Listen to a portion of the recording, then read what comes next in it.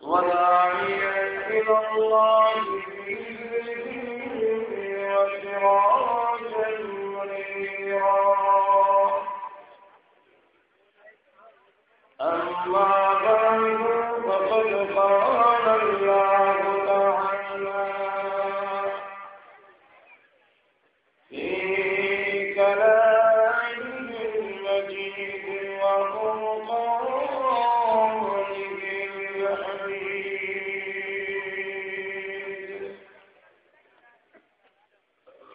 أعوذ بالله من الشيطان الرجيم.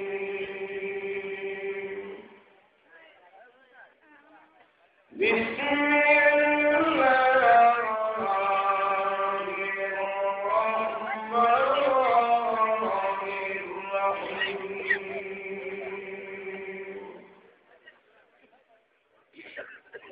قتل الإنسان ما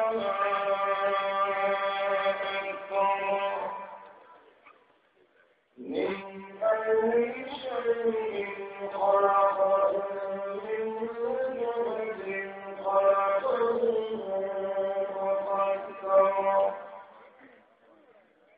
ثم السبيل يسره.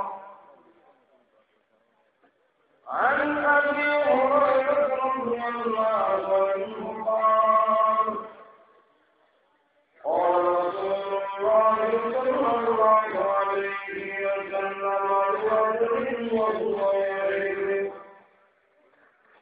ارتدي خمسا قبل خمس، شبابك قبل حرمك،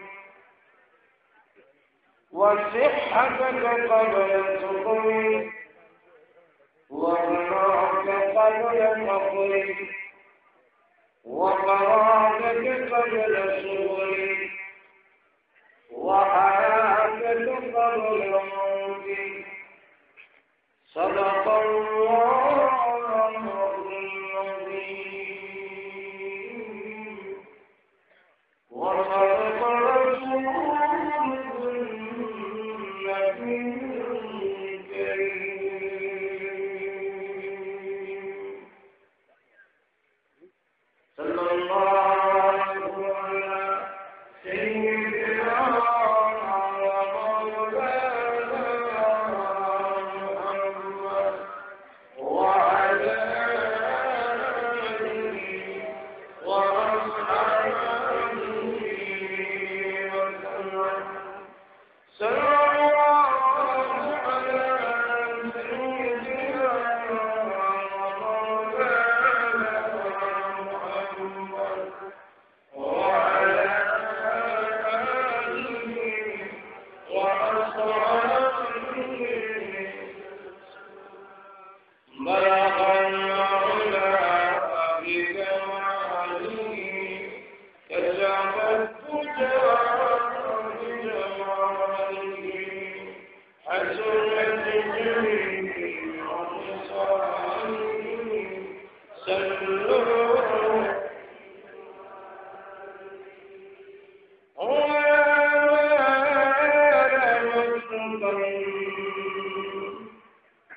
حوالي طبعا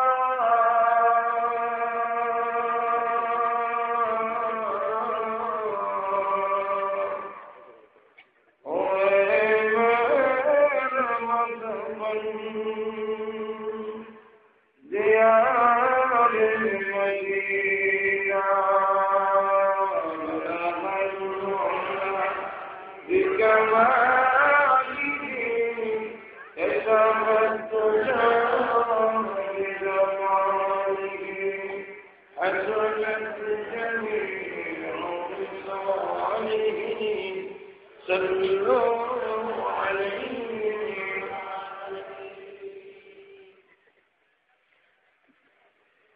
দিরাই সিরাতুল নবী কমিটি কর্তৃক আয়োজিত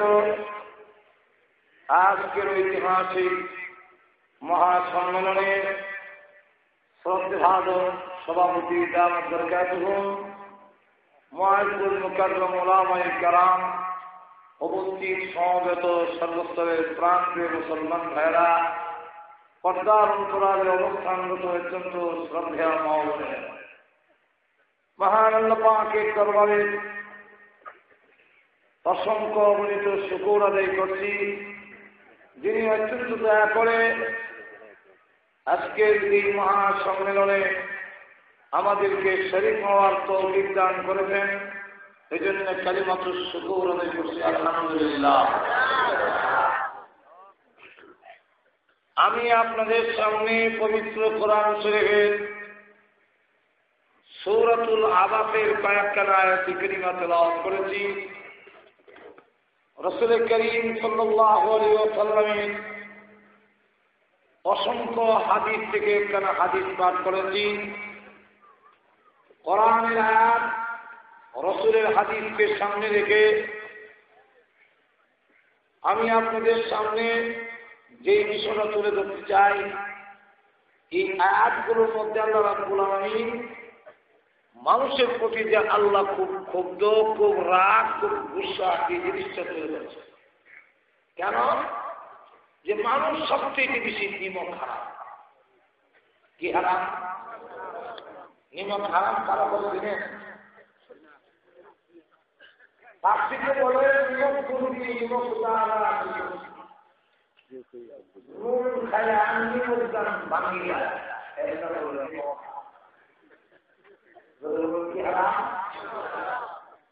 মানুষ সবচেয়ে বেশি অকৃতজ্ঞ। আল্লাহ রাব্বুল আলামিন এর সূরার মধ্যে ঘোড়ার কথা তুলে ধরেছেন। ঘোড়ার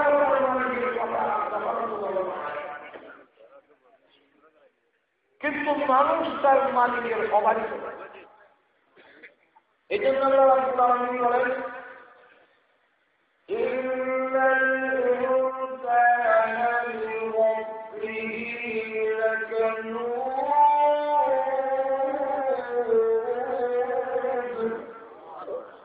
আল্লাহ রাব্বুল আলামিন বলেন, নিশ্চয় মানুষ তার সমগ্র মানুষ তার রবে অবাধিত। প্রত্যেকটি প্রাণী তার মালিক তিনি, কিন্তু মানুষ তার মালিক নয়। এমনকি কুকুর, সেও তার মালিক তিনি এবং কৃতজ্ঞতা প্রকাশ করে মালিককে বলে, আপনি ঘুমান, আমি ঘুমাই। কেন? আপনি আমাকে জায়গা দিচ্ছেন, বাসের মার খাওয়ান, সুতরাং আমি অকৃতজ্ঞ নিমক খারাপ হতে পারি না। আপনি ঘুমান, আমি ঘুমাবো না। সুর টাকায় হারিয়ে আমি প্রতিবাদ করব। আর মানুষের বেলায় মানুষের মালিক ঘুমায় না, আমরা ঘুমাই। আল্লাহ ঘুমাননি, আমরা ঘুমাই। উল্টো হইল না? কুত্তার মালিক ঘুমায়, কুত্তা ঘুমায়, আর আমার মালিক ঘুমায় না, আমরা ঘুমাই। কিন্তু একদিন জিজ্ঞাসাও করলো না যে আল্লাহ আপনি কেন ঘুমান না? আল্লাহ রাব্বুল আলামিন বলেন, আমার ঘুম নাই, আমার তরনা নাই। তাফসীরের কিতাবে উল্লেখ করেছেন আল্লাহর কেন ঘুম নাই, কেন তরনা নাই, কেন ঘুম নাই। তিনটা কারণ উল্লেখ করেছেন, এর মধ্যে একটি কারণ হারাম। আল্লাহ বলেন, আমি রহমান, আমার মায়া অসীম, এই কারণে আমার দয়া মায়া একটা সেকেন্ড আমাকে ঘুমাইতে দেয় না। একটা সেকেন্ড আমার দয়া মায়া ঘুমাইতে দেয় না। কেন? আমি আল্লাহ যদি ঘুমায়া দেন আর আমার বান্দা বান্দি বিপদে পড়েন, মুসিবতে পড়ে, আমি আল্লাহ রাব্বুল আলামিনকে যখন গভীর রজনীতে ডাকবে, আমি আল্লাহ ঘুমায়া গেলে আমার বান্দার ডাকে কে জবাব দিবে? এই কারণে আমার বান্দার ডাকে সাড়া দেওয়ার জন্য 24 ঘন্টার ভিতরে একটা সেকেন্ড আমি ঘুমাই না।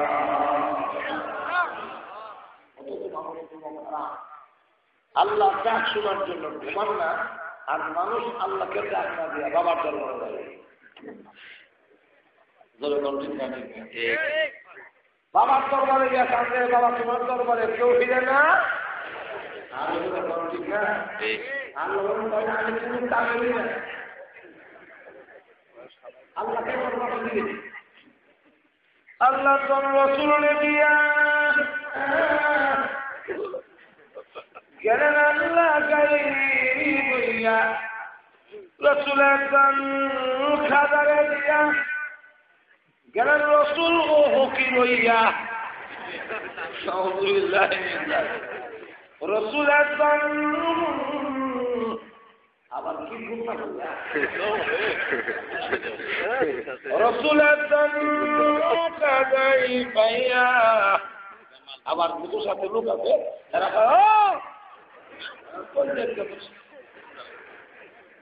রসুল একজন পাইয়া আর বলছে কেউ ছিল না ছাড়িয়ে থাকে বাবারে দরবারে অথচ আল্লাহ 24 ঘন্টার ভিতরে একটা থেকে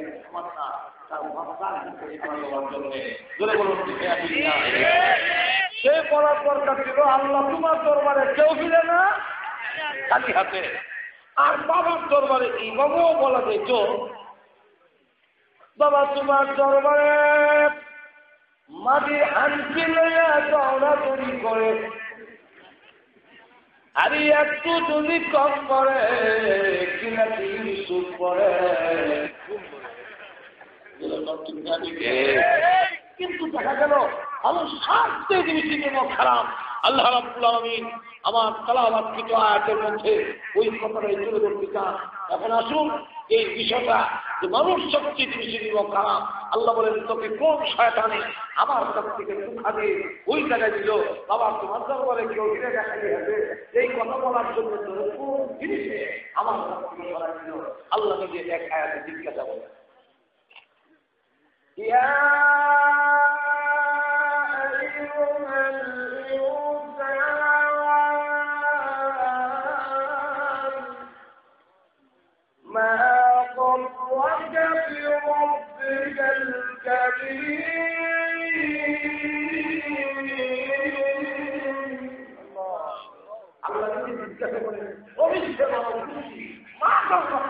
কোন দিবসের তোকে টুকা দিল যিনি তোমার প্রতিপালক সেই আল্লাহর কাছ থেকে তোমাকে সরাইয়া কোন সহায়তা দিল। আল্লাহ নিজে কোন জিনিসে কোন বস্তু তোকে রবের কাছ থেকে টুকা দিয়ে সরাইলো যে আল্লাহ রাব্বুল আলামিন অসংখ্য অগণিত নিয়ামত দিলেন এবং তাকবীর ঘণ্টা তোমাদের জন্য তার দরজা রহমতের দরজা প্রশস্ত করে রেখে দিয়েছে সেই আল্লাহ তোমাকে আসুন এই বিষয়টা আমার আয়াতগুলো সামনের দিকে চলে যায়। এই বিষয়টা আপনাদের সাথে তুলে ধরতে চাই না। অসুবিধা হচ্ছে আপনাদের? আরো কোনো অসুবিধা হয়েছে? অসুবিধা হলে আমার অসুবিধা নেই, আমার যাবো অসুবিধা। আপনাদের অসুবিধা আর আমার ডাবল সুবিধা, কারণ এটা 5 নম্বর। এখন আসুন আয়াতগুলোর দিকে যায়। আগে আয়াতের সামনে নজরুল নবী তো আয়াতগুলোর আলোচনা বুঝতে সহজ। আল্লামা সানাউল্লাহ পানিপতি রহমাতুল্লাহ আলাইহি তাফসীরে মাযহাবের মধ্যে দেখেন এই আয়াতগুলো নাযিল হয়েছে আবু লাহাবের 2 ছেলে, একটার নাম উতবা আর একটার নাম উতাইবা। এই উতবা আর উতাইবা 2 ছেলের কাছে রসুলের 2 মেয়ে প্রকাশ্য নবী হওয়ার আগে বিয়ে দিয়েছিলেন। তাহলে এখন কি হয়ে গেল? আবু লাহাব একদিকে রসুলের চাচা আর একদিকে হলো রসুলের বিয়াই, তার ডাবল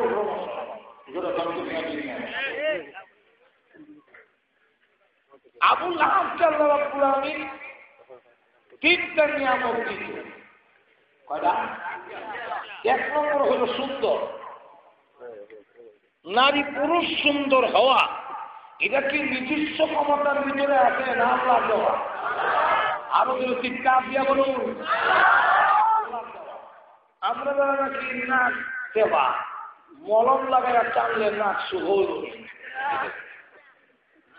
যারা কালো বরফ দিয়ে মরাইলে সাথে হইব তাহলে সুন্দর হওয়া না হওয়া এটা কার দেওয়া। এখন যারা সুন্দর তাদের জন্য উচিত কিনা আল্লাহর শুকর আদায় করা, আরো ঘোরা করা, কিন্তু করেনি। ওই জন্য মিনিম খারাপ। আরো পরে কি ভালো করে ক্রিম শেভ করিয়া এরপরে বিয়ারের লাগলি লাগায় লাভের সামনে গিয়ে হাই করতে হবে। যে অভিনয় করতেছে এর থেকে একটা ধারণা করা যায় তার ভিতরে হয়তো এটি বলতেছে যে আমার চেহারা যে সুন্দর আর যে লাল, আমার দেখলে এখন কেন না করবো আই লাভ ইউ। কিছুই নিব খারাপ কম বলার দরকার ছিল, প্রভু এত সুন্দর চেহারা তুমি দান করেছ, আমার চেহারা যেমন তুমি সুন্দর করেছ, আমার চরিত্রকেও তুমি সুন্দর বানায় দাও। আর এই সুন্দর চেহারাকে জাহান্নামের আগুনে জ্বালাইও না। এটা শিক্ষা দিয়েছেন আল্লাহ রাসূল।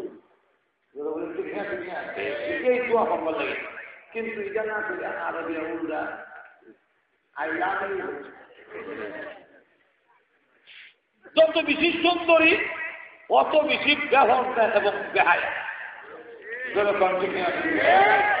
দেখবেন যত সুন্দরী তত উঁচা জুতা, তত টাইট পিট পোশাক, তত আলটা আল খাতরা লাগাইয়া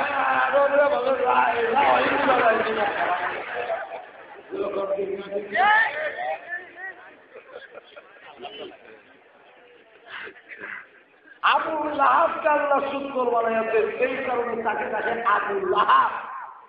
আবুল লাহাব দুটো শব্দ, আবুল লাহাব, এই দুটা শব্দ মিল্লা আবুল লাহাব। এটার তো এটার সহজ বাংলা হইল লালর বাপ।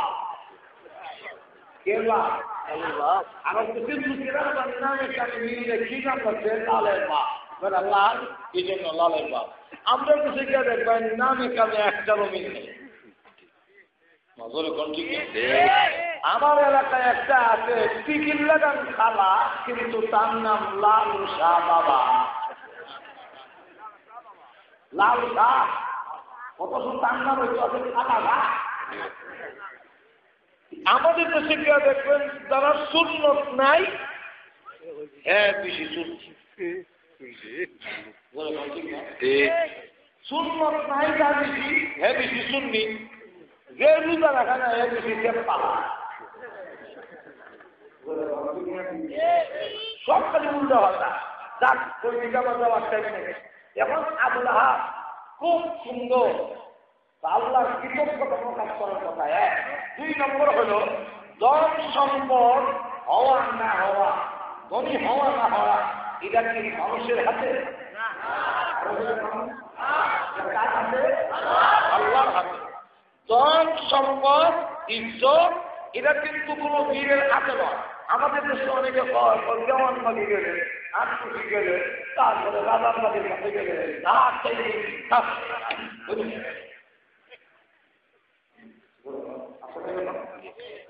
আমরা অনেক সময় বলি যে ওনার কাছে গেলে সন্তান ইনশাল্লাহ এলেন, অথচ নবী অলি গাউস কুতুব তাদেরও যা কিছু প্রয়োজন হয়েছে আল্লাহর কাছে চেয়েছেন এবং আল্লাহ তাদেরকে দান করেছে। যেমন ইব্রাহিম আলাইহিস সালামের সন্তানের প্রয়োজন হয়েছে, ইব্রাহিম আলাইহিস সালামের মতো নবী হয়েও সন্তান তার কাছে পেয়েছেন। আল্লাহ কুরআনে উল্লেখ করেছেন রব্বি হাবলি মিনাস সালিহিন।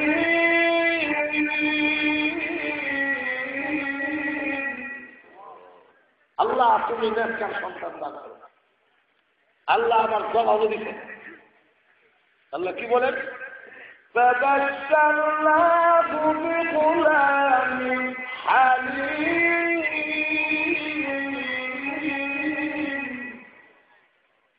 আল্লাহ সুসংবাদ প্রদান করলেন আপনাকে একটি ছেলে দেওয়া হবে, সেই ছেলে অত্যন্ত ধৈর্যশীল। বিপদ থেকে মুক্তি পাওয়ার জন্য বিপদে পড়ে নবীরা সাহায্য কার কাছে গেছেন? আরো ধরে কান হযরত ইউনূস আলাইহিস সালাম মাছের পেটের ভিতরে গিয়ে সাহায্য কার কাছে চান? লা ইলাহা ইল্লা আনতা সুবহানাকা ইন্নী কুনতু মিনাজ যালিমিন।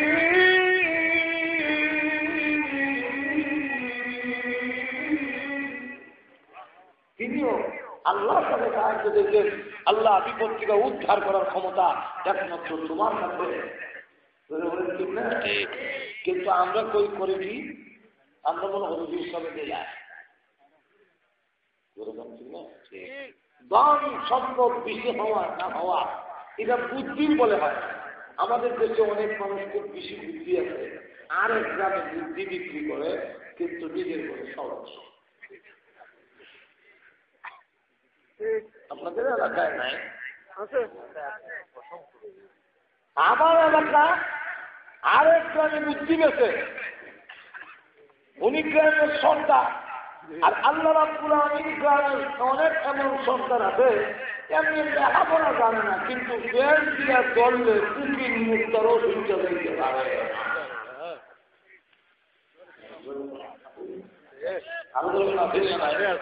যেমন একটা দৃষ্টান্ত দিয়ে বলি, অসুবিধা হবে। আমার এলাকার এক সন্তান ব্রাহ্মণবাড়িয়ার কোর্টে গেছেন সাক্ষী দেওয়ার জন্য। তো বিভক্তের উঠে ঝাড়া করে, সর্দার সাহেব ব্রাহ্মণবাড়িয়ার যেখান থেকে আসছেন আপনি, ব্রাহ্মণবাড়িয়ার কোর্টে আসতে গেলে কত সময় লাগে? বাচ্চার টাইম তো ঠিক করে ফেরাচ্ছ না, বেশ লাগে। বললো উকিল সাহেব আসার ব্যবস্থা হলো দুইটা, একটা হলো নৌকা আর একটা হলো আইসা। নৌকা আইলে এক সময়, আইসা আইলে আর এক সময়। কোনটার হিসাব দিতাম? নৌকার হিসাব দেন। নৌকার হিসাব দিতে গেলে নৌকার অবস্থা হলো দুই রকম, একটা হলো পালে আর একটা হলো গুনে। গুনে আইলে এক সময়, পালে আইলে কোনটার হিসাব দিতাম? ও পালে দেন, ও পালে তিন অবস্থা, হয়তো বাতাস বৃষ্টি নেই, কম মেলে মধ্যবর্তী বাতাস। এমনি 10 টাকা এসে দিয়ে বলেন উকিল সাহেব আপনার একটা দেন, আপনি আমাদের আগেও লাগাল পাবেন না, আপনি হলেন কইলা উকিল আর এই হলো ক্ষুদ্র দিয়ে উকিল।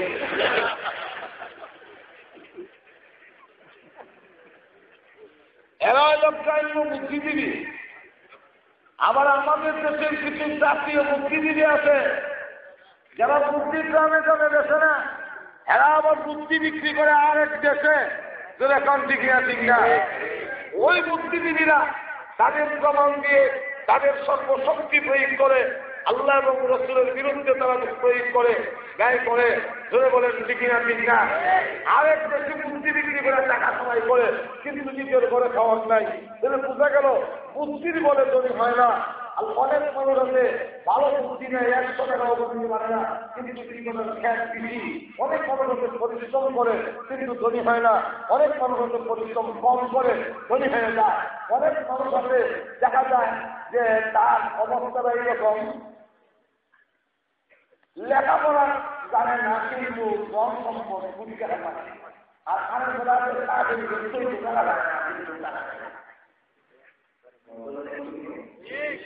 ধ্বংস হওয়া না হওয়া এটা কার হাতে? আরো যদি চিৎকার দিয়ে বলুন কার হাতে? আল্লাহ রাব্বুল আলামিন নিজে বলতে দেখায় সবগুলো আয়াত তো অনেক টাইম নেই। আল্লাহ এক আয়াতে বলেন ইন্নাল্লাহা ইয়াবসুতু রিজকা লিমান ইয়াশাউ ওয়া ইয়াকদির। আল্লাহ বলেন আমি যাকে ইচ্ছা তাকে ধন দেই, আর আমি যাকে ইচ্ছা তার ধন সংকীর্ণ করে দেই। ধন প্রশস্ত করে দেওয়া, রিজিক বড় করে দেওয়া আর সংকীর্ণ করে দেওয়া এটা কার হাতে? এখন যাদেরকে ধন দিচ্ছেন তাদের জন্য উচিত কিনা আল্লাহর শুকর আদায় করা? করেনি, নিম করার দিচ্ছেন কারণে ধন নাই, টেলিভিশনও নাই। ধন হইব টেলিভিশনও আসবে, যেরকম ঠিক নেই। আরো ধনী হবে, তখন দেখা যায় 30 ইঞ্চি না, এখন আর এই টেলিভিশন সাধারণ টেলিভিশন না, এখন 30 ইঞ্চি না লটকায়া, এরপরে আবার চ্যানেল লাগাইয়া রিমোট কন্ট্রোল দিয়ে শিক্ষা দিতে দেয়। দন আছে, তার ভিতরে আত্মগরিমা। অপরদিকে হলো আল্লাহ রসুলের বিরুদ্ধে করে করে দিয়ে হেঁটে হেঁটে বলে মুহাম্মদ সাল্লাল্লাহু আলাইহি ওয়াসাল্লাম তার কথা মান্য না, সে আমার ভাতিজা। অপরদিকে আবার বিয়াই, আমি ভালো করে চিনি, সে আমার আত্মীয়, তার মাথার কিছু দূর করে দিয়েছে, মুহাম্মদ পাগল হয়ে গেছে, সুতরাং তার কথা মানবে না। এইভাবে যখন রসুলের বিরুদ্ধে, দাওয়াতের কাজের বিরুদ্ধে করে করে হেঁটে হেঁটে গিয়া রসুলের বিরুদ্ধে বদনাম করে, আল্লাহ বলেন সেই আবু লাহাবের স্ত্রীকে আর ছেড়ে দেওয়া যায় না। আমি আল্লাহ জানাই দিলাম, শুধু আবু লাহাব না, আবু লাহাবের স্ত্রীকেও শিখাময় আগুনের ভিতরে ঢুকানো। এখন দেখা গেল আবু লাহাবের বিরুদ্ধে যখন এই আয়াত নাযিল হলো, আবু লাহাবের স্ত্রীর বিরুদ্ধে এই আয়াত নাযিল হলো, এখন দুজন ক্ষুব্ধ। আবু লাহাব কয়, দেখছো এই পর্দা, এত বড় সাহস, আমি একটা লিডার, দেশ যারা চালায় এর মধ্যে আমি একজন, আমার বিরুদ্ধে করে দেন আয়াত নাযিল। আবু লাহাবের স্ত্রীও ডাকতে বলে, মুহাম্মদ যদি আনন্দ কইছে না, আমার ডাবল হওয়া। কি হওয়া? কি হওয়া? ডাবল হওয়া। ডাবল হওয়ার কেমনে? দেশ যারা চালায় এক সরকারের বউ আমি, এক পাওয়া। আরেক পাওয়া রইল দেশ যারা চালায় আরেক লিডারের, আরেক সরকারের কন্যা আমি।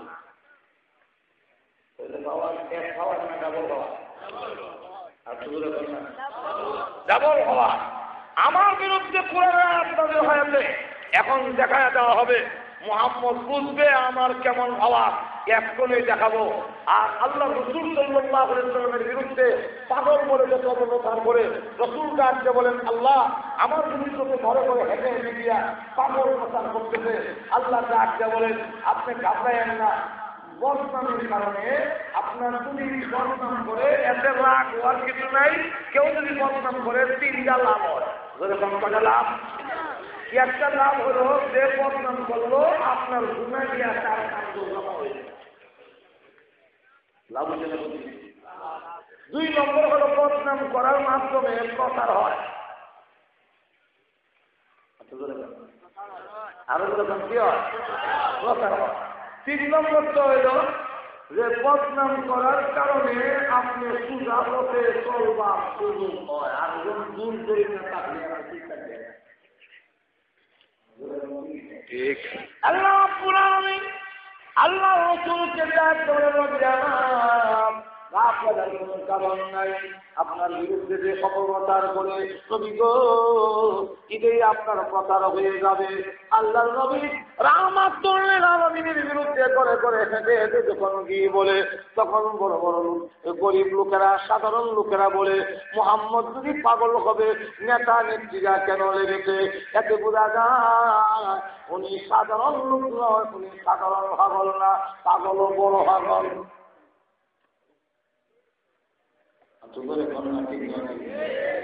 কারণ কোন আলেমের বিরুদ্ধে যদি সরকার লাগে বা বিরোধী দল লাগে যায়, তাহলে বুঝতে হবে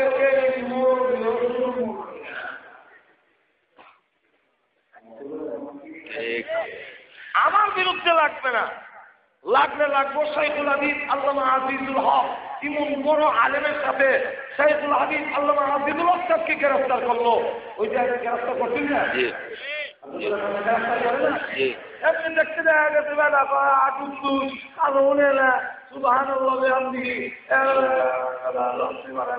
কিন্তু আওয়ামী লীগের জয়ীরা বুঝতে পারছে শাইখুল হাদিস তাকে বলে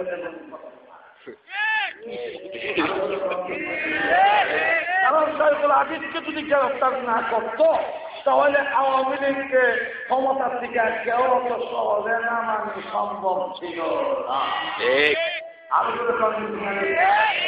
তাহলে বর্তমান সরকার সাইফুল আদিকের এই ত্যাগের উপরে ভিত্তি করে ক্ষমতা দেওয়ার সুযোগ হয়েছে, কিন্তু যারা সুবিধাবাদী এরা ক্ষমতায় গিয়ে ছাড়লে এটা মানুষের বিমুখ হারানোর অভ্যাস, আল্লাহ কতই বুঝলায় আর মৌলবীর কথা বললেও অসুবিধা লাগে।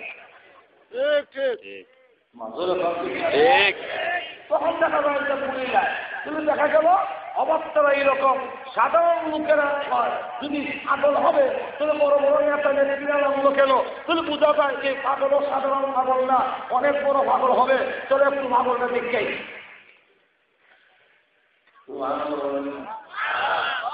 এখন পাগল দেখতে গেছে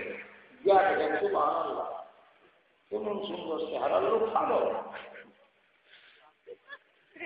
না, এত সুন্দর চেহারার লোক জীবনে কোনোদিন দেখি নাই। এই সুন্দর চেহারার লোক আল্লাহর কসম কোনোদিন পাগল হতে পারে না। গেল একটা, আর তখন পাগলও পড়ে আর মুহাম্মদও পড়ে। পাগলে কি করে? পাগলের আগের লেনে পড়ে, লেনে কোনো দিন নেই, আগের লেনে পড়ে দেখেন পাগলে কোন সাধনে পাইব তোমার নবী, পরে লেনে কি করে এই যে দুনিয়া কিসের লাগিয়া এত যত্ন করিয়াছেন নিশ্চয়। আগের লেনে কি করলো, পরে লেনে কমি নেই, কিন্তু আল্লাহ রসুল যে পড়তেছেন দাঁড়াইয়া আল্লাহু আকবার, লা উকসিমু বিহাদাল বালাদি ওয়া আনতা ইলমুম বিহাদাল বালাদ।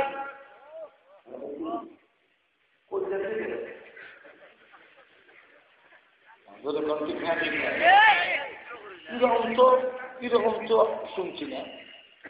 وَبَالِغٍ وَمَا بَلَغَ لَقَدْ خَلَقْنَا الْإِنسَانَ فِي كَبَدٍ বালাদা ওয়ালাদা কাবাদা এরকম শুনে দেখি আরো সামনে গিয়ে রসুল أَلَمْ نَجْعَلْ لَهُ عَيْنَيْنِ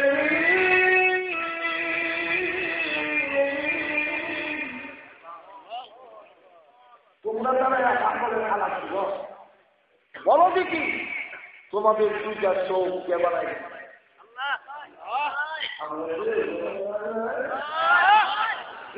কে বানায় দিয়েছে? আরো জিজ্ঞাসা করে وَلِسَانًا وَشَفَتَيْنِ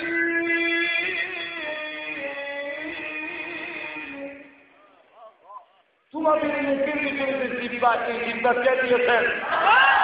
দুইটা ঠোঁট কে দিয়েছেন? তাহলে সেই আল্লাহ অকৃতজ্ঞ হও কেমনে, জীবন খারাপি কেমনে করো? এমনি একজন একজনের দিকে ফিরে পাগলের মতো জীবনী বড় বড় লিডাররা বলছিল উনি পাগল, আসলে তো পাগল না। মোহাম্মদ যা করে তা আল্লাহর কালাম, মোহাম্মদ আল্লাহর নবী, এতে কোনো সন্দেহ নাই। চল আমরা তাকে করে মুসলমান হয়ে যাই। আল্লাহু আকবার। এখন আবুল আহাবের স্ত্রী রসুলের বিরুদ্ধে বদনাম করে আল্লাহ রসুলের হচ্ছে আল্লাহ রাব্বুল আলামিন যখন আয়াত নাযিল করলেন আর আবুল আহাবের যে আছে পাশে আমার থেকে মারা দিয়েছেন মোহাম্মদকে যদি পাওয়া যায় তার উপরে হামলা করা হবে। বলেন ওগো আল্লাহর নবী, ওই দেখা যায় আপনার জাতি জামি রাখতেছে হাতের মধ্যে পাথর, কোমর কাপড় বাংলা আপনার উপরে হামলা করতে পারে। এখন কি করতে পারি ওগো আল্লাহর নবী? এখন কি করা যেতে পারে? এখন তুই একজন মহিলা আপনার গায়ে আঘাত করবে, এখন কি করা যায়? আল্লাহ রাসূল বলেন চিন্তার কোনো কারণ নাই, আমি আল্লাহ কুরআন শরীফ পড়ব, মহান আল্লাহ রাব্বুল আলামিন আমার হেফাজত করবে।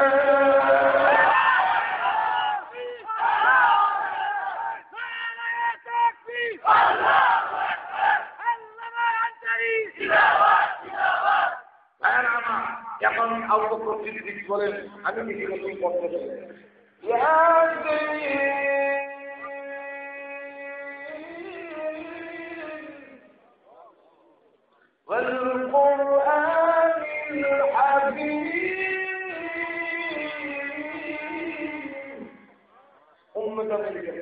এই আবু বকর একা বসে বসে ফেলেন তোমার সাথে মোহাম্মদ তো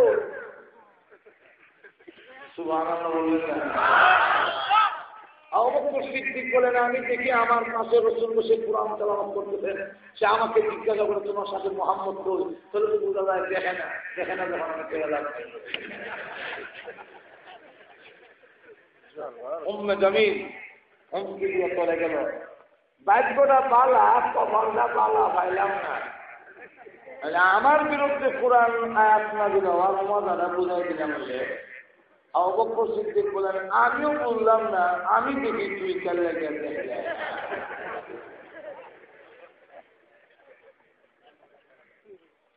উম্মে জামিল চলে যাওয়ার পরে আবু বকর সিদ্দিক বলেন ইয়া রাসূলুল্লাহ ইয়া হাবিবাল্লাহ, আমি আপনাকে দেখি, উম্মে জামিল আপনাকে কেন দেখলো না? রাসূল বলেন আবু বকর তুমি কি আল্লাহর কোরআন শরীফ পড়ো না? আল্লাহ আমাকে আগেই জানা দিয়েছেন, হ্যাঁ রাসূল আপনি যখন কোরআন শরীফ তেলাওয়াত করেন আর ওই সময় কাফেররা যখন আপনাকে হামলা করতে যাবে, পারবে না আপনার প্রতি হামলা করতে। এর কারণ আমি আল্লাহ আপনার আর কাফিরদের মাঝে একটা গোপন পর্দা জেলে দিয়া আপনাকে আমি নিজ জিম্মাদারিতে হেফাজত করে দিব।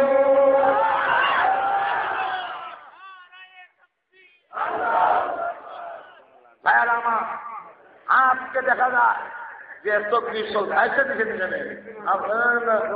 তারা তো দিছিল সেই রাসূল সাল্লাল্লাহু আলাইহি ওয়াসাল্লামকে আল্লাহ হেফাজত করেছেন, যার চরিত্রের মধ্যে কোনো কলঙ্কের দাগ নাই। রাসূলকে দণ্ডচিত্ত করে মুসলমানের কলিজায় যে আগুন রয়েছে, সেই আগুন ওই দিন নির্বাপিত হবে যেদিন নাকি ডেনমার্কের ওই সমস্ত জাতমের যদি দৃষ্টান্তমূলক বিচার না হয়, বাংলাদেশের জমিনে ডেনমার্কে দূতাবাস চলতে দেওয়া হবে না।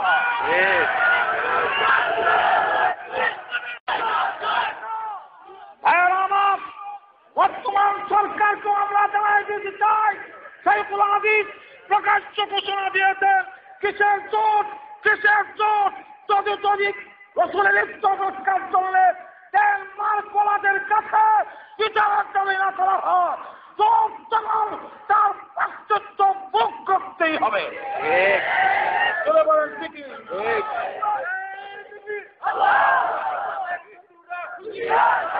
কেমন কি যাতে তকবীর রাসূলের লেগে ইরাকের তকবীর রাসূলের লেগে রাসূলের ইজ্জত রক্ষার জন্য সাহাবায়ে কেরাম সামনে আসতেছে। আমার আলোচনা প্রাণ যদি উৎসর্গ করতে পারেন রাসূলের ইজ্জত রক্ষার জন্য, রাসূল আমরা একদম মুসলমান জিন্দা থাকতে রাসূল সকলের বলেন ঠিক না?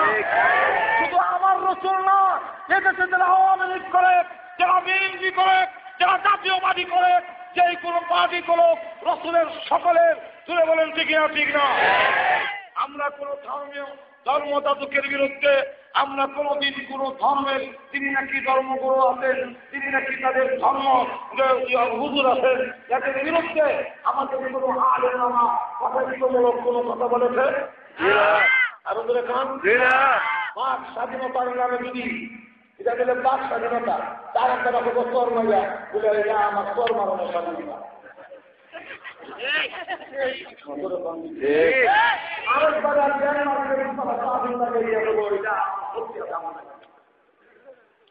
স্বাধীনতার অর্থ মুখে তো যা আছে তাই বলা, মুখে তো যা আছে তাই বলা। তাহলে রাসূলকে যদি অপমান করা হয় সকলের, রাসূল সকলের, সুতরাং সেই রাসূলের ইজ্জত রক্ষার জন্য প্রয়োজন যদি হয় শরীরের তাদের রক্ত দিয়ে হলো রাসূলের ইজ্জত রক্ষার জন্য কারা কারা প্রস্তুতের হাত তুলে দেখা।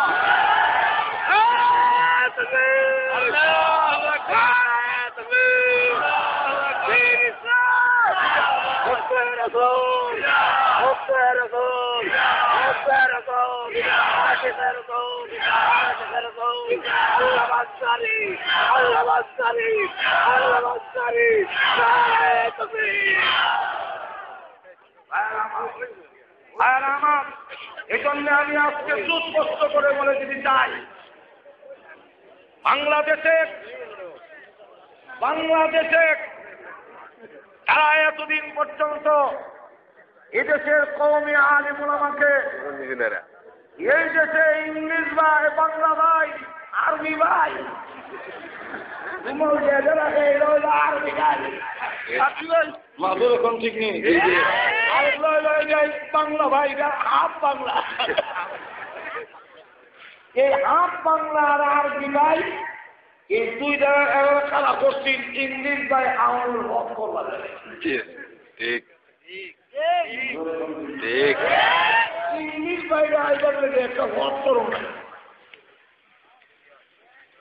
যেই মতো হাতে টুইন টাওয়ারে হামলা করে বিন লাদেনের উপরে চাপায়া দিয়ে আফগানিস্তান ঢুকেছে বিন লাদেনের নাম দিয়ে। বিন লাদেন যদি থেকে থাকে সারা বিশ্ব ওই একটি দেশ থেকে একটা লোককে খুঁজে বের করতে পারো না, পারবে না। আসল উদ্দেশ্য হল বিন লাদেন আর কাজা ইস্যু দিয়ে আমরা সাইজ করত। সাদ্দামের আর্থিক দেশের জনগণকে উদ্ধার করার স্লোগান দিয়ে এই বিশ্বের সবচেয়ে শ্রেষ্ঠ সন্ত্রাসী, আজকে সারা বিশ্বের স্বীকৃত সন্ত্রাসী এবং সারা বিশ্বের প্রথম স্থানের যে সন্ত্রাসী তার নাম হল ইন্টারন্যাশনাল সন্ত্রাসী এবং ইন্টারন্যাশনাল টেরোরিস্ট, তার নাম হল বুশ। আরো জোরে না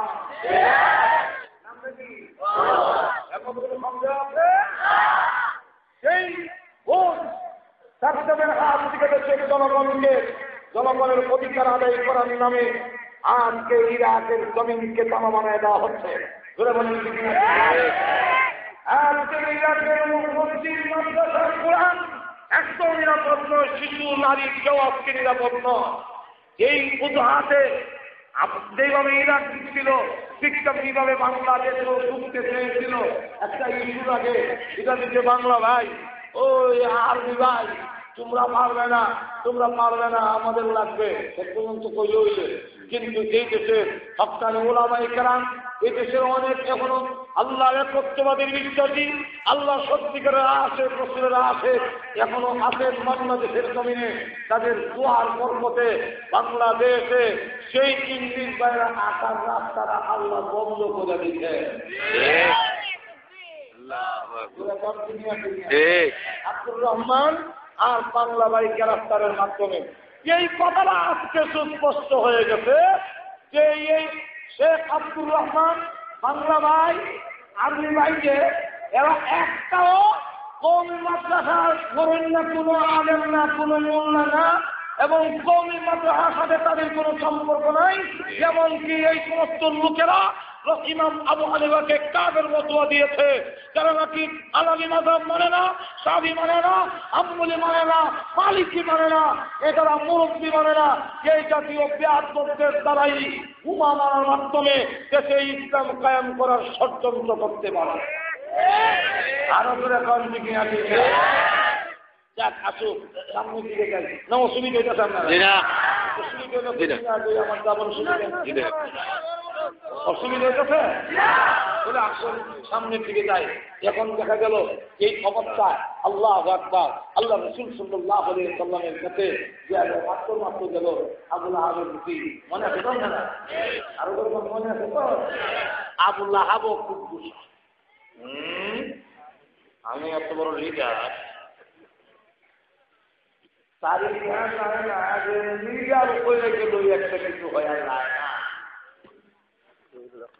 লিডারে আল্লাহ ন্যায় জায়গা ঠিক মতে, কিন্তু লামায় বড় বেশ করেছে।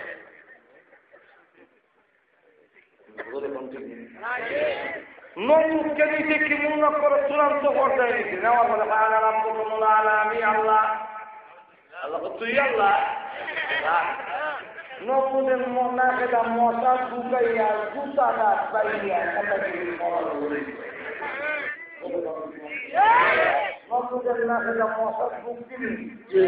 আরো বেলা দাম ঢুকছে না।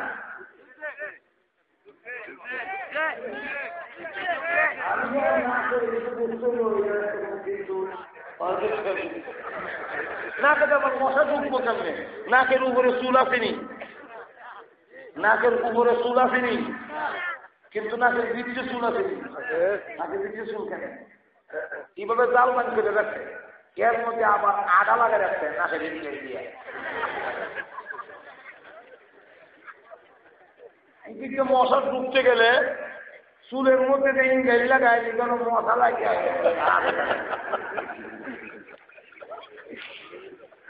মশা ঢুকছে না, আল্লাহ ঢুকাইছেন। ঢুকছে না, ঢুকাইছেন। কখন যে আমার কথা বলা যায়, মশা ঢুকে নাই, আল্লাহ ঢুকাইছেন। হেরে জুতার মারি খাওয়াইতো।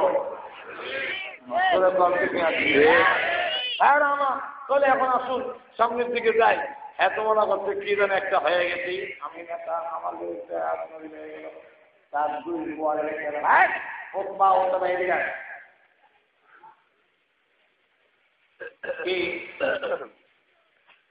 তোদের শ্বশুরের কাছে আমার বিরুদ্ধে, তোর মার বিরুদ্ধে আয়াত দিয়েছে। অতএব তোমরা মুহাম্মদের সামনে গিয়ে বলতে হবে, মুহাম্মদের সামনে গিয়ে বলতে হবে আপনারা আল্লাহ তাআলা মানি না।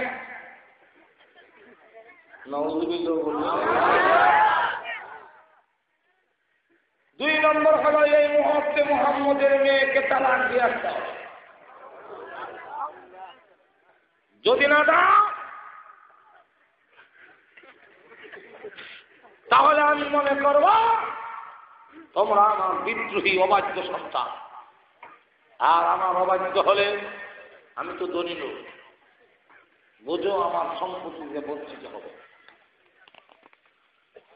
তখন সময় এই ছেলেরা বলার দরকার ছিল, আব্বা শুধু আপনার ধন সম্পদ কেন, তাম পৃথিবী ছেড়ে দিতে পারি, একটা মুহূর্তের জন্য মহান আল্লাহকে অস্বীকার করতে পারি না।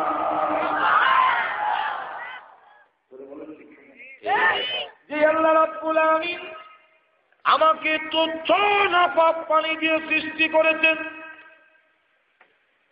আমরা যে জিনিস দ্বারা সৃষ্টি, এটা কিন্তু ছেলের সামনে বলা যায় না, মেয়ের সামনে বলা যায় না। বুক টাকা দিয়ে মা পরে লন্ডন যেতাম পারছি না, জমি যেতাম পারছি না, কিন্তু আমার বাপ দাদার ঐতিহ্য আমি চৌধুরীর বউ। কিন্তু এই কথা কয় না আমি না পাপ পানি বয়লা।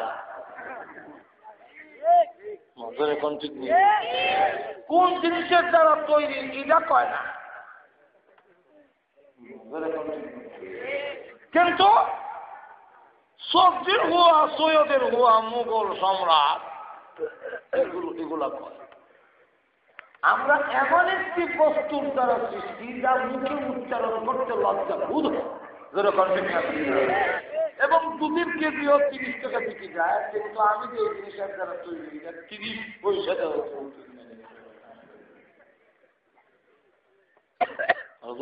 ঠিক নেই।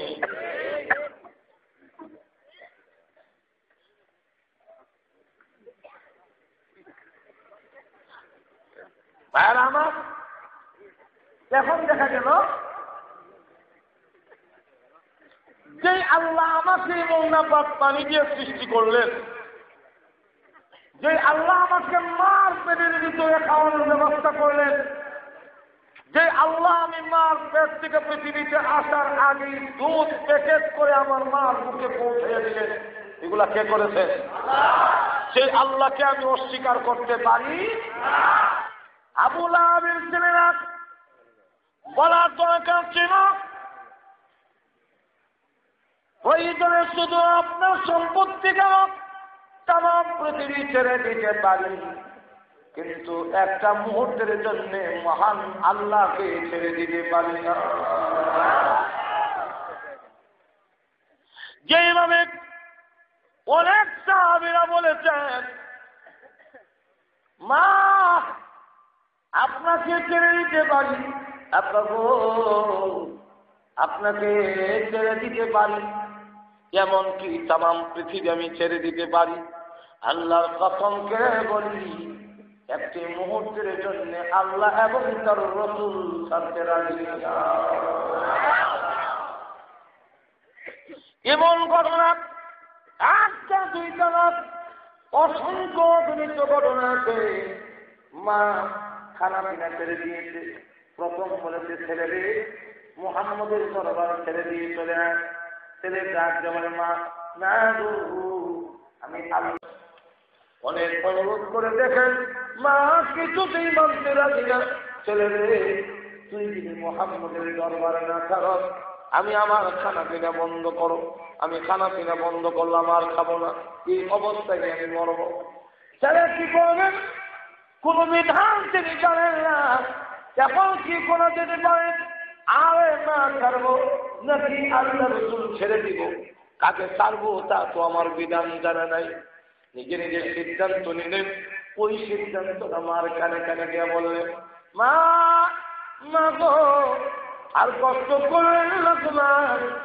ও মা, আমি একটা সিদ্ধান্ত নিয়েছি, আপনার কানে শুনাইয়া দিন। মা মনে মনে ভাবলেন হয়তো ছেলে এটাই কবে যে মা আর কষ্ট করেন না, আমি আল্লাহ রাসূল ছেড়ে দিয়েছি। এই কথাই যদি তো বলবে, খুশি হইয়া মুচকি হাসি দিয়া বড় কষ্টে বললেন, ছেলে রে কদিকে আমার কানে কানে কি বলবে?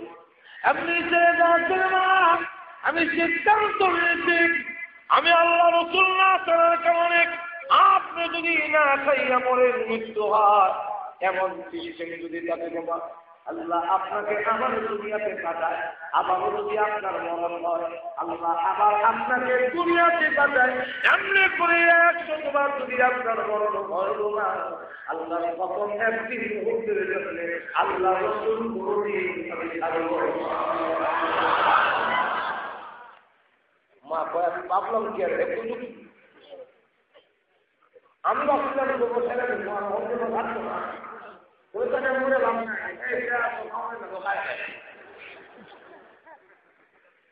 হযরত সাদ ইবনে আবি ওয়াক্কাস রাদিয়াল্লাহু আনহু যখন নাকি নবীজির দরবারে গেলেন, সঙ্গে সঙ্গে তার কথাকে সমর্থন করে মহান আল্লাহ আয়াত নাযিল করে দিলেন। আয়াত নাযিল করার পরে নবীজি ডাক দিয়ে বলেন, আজকে যে আপনি পরীক্ষায় তুমি উত্তীর্ণ হয়েছ, আহারে এমন উত্তীর্ণ হলে রে সাদ, আমার জন্য কি না করতে পারলি? আহা, তিনজন সাহাবী ছিলেন ওই যুগের মধ্যে শ্রেষ্ঠ সুন্দর। এর মধ্যে একজনের নাম হলো তাহিয়া কালবি। তাহিয়া কালবি রাস্তারা বের হলে 10 মিনিটের মধ্যে তো কি উসমানী গেছেন যে এইভাবে কাপড় দিয়ে তিনি বের হতেন। কারণ কোন নারী পুরুষ তাহিয়া কালবির চেহারা দেখলে পাগল না হইয়া পারত না। 2 নম্বর সুন্দর ছিলেন হযরত খুবাইব রাদিয়াল্লাহু আনহু। 3 নম্বর সুন্দর ছিল তার নাম হযরত হুযায়ফা রাদিয়াল্লাহু আনহু।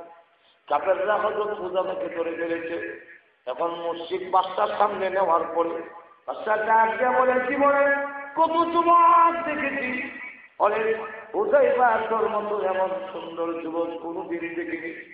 পরে দেখলে শত শত মানুষ লাইন ধরিয়া দাঁড়াইয়া থাকে এক নজর দেখার জন্য হযরত খুবাইবকে, হযরত হুযায়ফাকে, হযরত তাহিয়া কালবিকে দেখার জন্য শত শত যুবক যুবতীরা লাইন ধরিয়া দাঁড়াইয়া থাকে।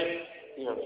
আমরা শুনতাম আগে যে কবি নজরুলকে দেখার লাগে দাদাগিরির একটা খুবাই থাকতো, আর যখন আল্লাহু আকবার নবীর সাহাবীর অবস্থা কেমন হবে, উনি যখন রাস্তা দিয়ে যায় যুবক যুবতীরা লাইন ধরে তাকাইয়া থাকে হুযায়ফাকে একটা নজর দেখার জন্য।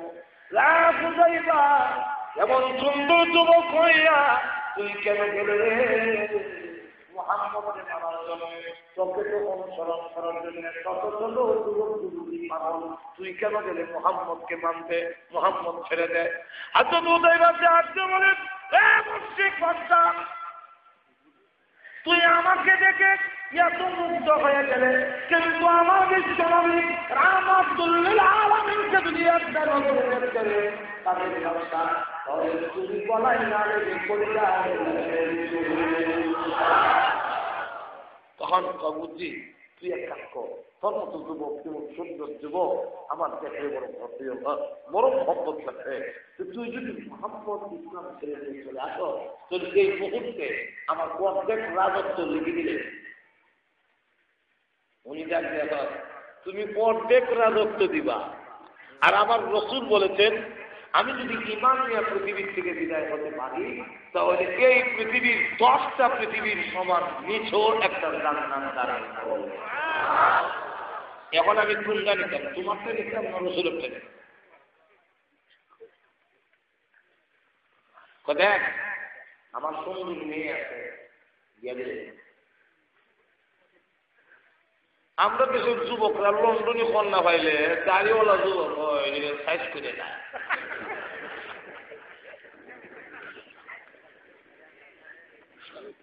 এখন আছে না যখন নিয়ে হয় তো সাইজ করে নেব, তখন ডাক দিয়ে হয় তুমি বলছো তোমার সুন্দরী কন্যা আমার কাছে বিয়ে দিবে, আর আমার নবী বিশ্বনবী রাহমাতুল লিল আলামিন বলেছেন আমি যদি ঈমান নিয়ে পৃথিবীর থেকে বিদায় হতে পারি নিচেও আমাকে 70 জন হুর পুরি দেওয়া হবে, যারা একটু হাতের কবজি পর্যন্ত পৃথিবীতে বের করে দেখালে সূর্যের আলো অন্ধকার হয়ে যাবে। এখন কি আমি তোমার মেয়ে না রসুলের ঘোষণা খুব বুঝছি ধরারে মোহাম্মদ নষ্ট করে জীবন তার মজা বুঝোস না। 8 দিন একটা কামরার মধ্যে রাখছে, সেখানে নাই গান আনন্দ ফুর্তি অর্ধ ল্যাংটা নটুকি করে দেখি তনি মনটা এদিকে আকৃষ্ট হয়। আমাদের দেশের অনেক যুবক আছে, অনেক আছে লন্ডন গিয়া, লন্ডন এমন লোকও আছে যাদেরকে দেখলে আমরা স্মরণ করে যে লন্ডন থেকে তার ইমান আমল কত ভালা, আমরা বাংলাদেশ থেকে মসজিদে দাঁড়িয়ে কাজ খেলে নামল না। লজ্জা লাগে। আবার এমন যুবকও আছে এইখানে বিয়া গুড় দেখতে বুঝে গেছে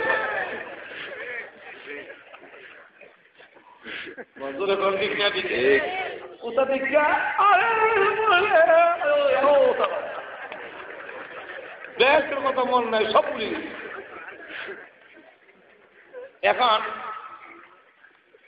তাদের মনে করছে যে মায়ের এমন চুকি দেখলে হয়তো কিছু পরিবর্তন, কিন্তু দেখা গেল 8 দিন জেলের ভিতরে রইল, নর্তুকি নাই গান, আর পানি যা দিতে মদ, এরপরে পুষ্ট দিতে সৌরের পুষ্ট। দেখি তোমার পরের গাড়ি কতক্ষণ থাকে, একটু রূপ লাগলে তো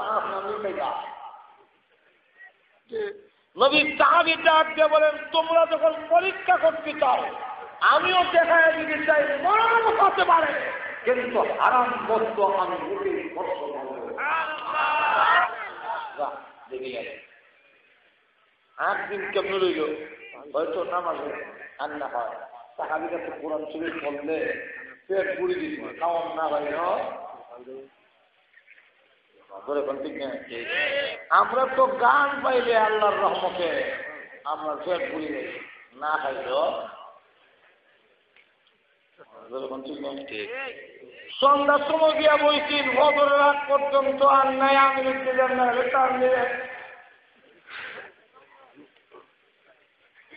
আমরা একটা দিকে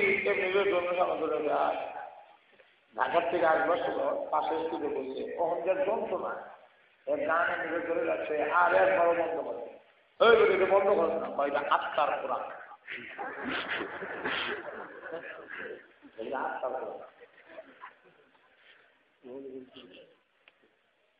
গান আত্মার খোরাক না, বরং গান আরো আত্মারে শক্ত করে। ঠিক নেই। আর আল্লাহ কোরআনে মানুষের দিল নরম করে,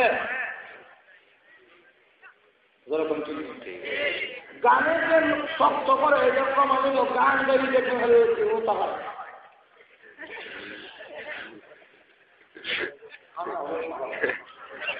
আর কোরআন বলতে নীরব করে দিন পরিবর্তন।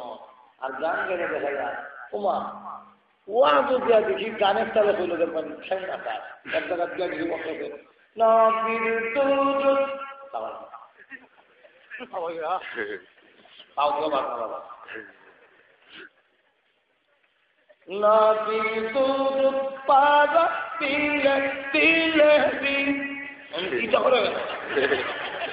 যে সব চইতেছে রমা অনেকদিকে লাভ নাই। এখন দেখা গেল 8 দিন পর্যন্ত আল্লাহর কোরআন পড়ে, আল্লাহু আকবার, কোরআন পড়লে যে পড়ে যায়, কোরআন শরীফ পড়ে আর না হয় নামাজের মধ্যে কাটা। তখন এই খবরটা দেখিয়া 8 দিন পরে বাইক করে কিরে এত 8 দিনের ভিতরে কোনো খাবারও গ্রহণ করলো না, একটা বেরিয়ে দিকে চাইল না বুঝছি আর বলো না গরম তেলের মধ্যে বড় আপনার মধ্যে তেল গরম করে যখন পা উঠছে এমন সময় নিয়ে ভাবলো যখন তো বলি পরে আবার দেখি গরম সুবহান আল্লাহ দেখে হযরত হুযায়ফা রাদিয়াল্লাহু আনহু এই গরম তেলের ভিতরে আল্লাহ জিকির করতেছে আর গরম তেলের মধ্যে হাত লা ইলাহা ইল্লাল্লাহ লা ইলাহা ইল্লাল্লাহ লা ইলাহা ইল্লাল্লাহ লা ইলাহা ইল্লাল্লাহ লা ইলাহা ইল্লাল্লাহ। আগুন তাকে জ্বালাবে বলুন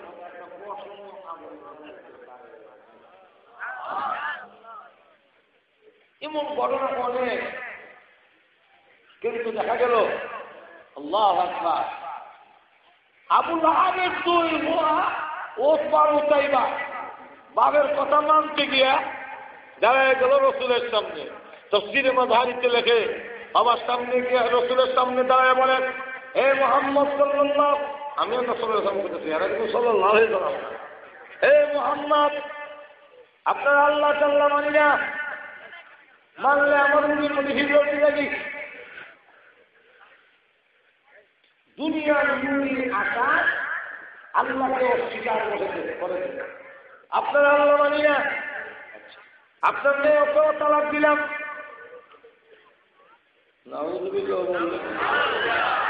দুই নম্বর হলো তাফসীরে মাযহারিতে লেখে রসুলের উপরে হামলা করে যেই মাত্র এইভাবে টান দিয়া জমানা তীরে ফেলে দিয়েছে, রসুল তখন আর বরদাস্ত করতে পারলেন না।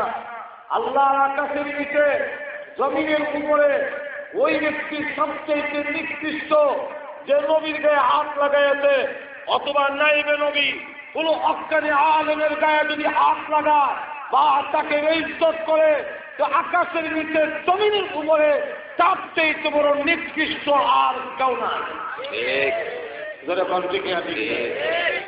এখন দেখা গেল রসুল ডাকতে বলে, প্রভু তোমার দিনের চললে ইসলামের চললে তোমার জন্য মায়ের খেয়ে আমার ভালো লাগে, কোনদিন বদুয়া দেই নাই। প্রভু আমি তোমার জন্য মায়ের খেলে আমার কোনো অসুবিধা হয় না, বড় আমার খুশি লাগে। কিন্তু কেউ যদি আমার সামনে দাঁড়াইয়া বলে তোমারে মানে না, এটা আমার মনে বড় দারুণ আঘাত লাগে। আমার সামনে দাঁড়ায় যদি কেউ বলে আল্লাহ মানি না, এটা বড় দারুণ কষ্ট লাগে। এই না দান এই খারাপ আমার সামনে দাঁড়ায় বলে তুমি আল্লাহকে মানে না, কত বড় নিমক খারাপ। যার জমিনে থাকে, যার আকাশের নিচে থাকে, যার জমিনের উপরে বসবাস করে, যার অসংখ্য অগণিত নিয়ামত খাইয়া, যার নিয়ামত তারা একটা থেকে বাঁচতে পারবে না, তাকে অস্বীকার করে কত বড় নিমক খারাপ। ও প্রভু আমার সামনে আবার আমার মেয়েকে তালাক দিয়েছে, আমার জামাটা ঠান্ডা ছেড়ে ফেলে দিয়েছে, আমি বাধ্য হইলাম গো বদুয়া দিতে। আল্লাহ এখন তুমি আমার দরখাস্ত মঞ্জুর করে তোমার কুকুর সমূহ থেকে একটা কুকুর ওই আবুল আহাবের কুয়ার উপরে মোসাল্লাত করে দাও, একটা কুকুর তার উপরে চড়াইয়া দাও। আল্লাহ দিয়ে তুমি তার বদলা গ্রহণ করো।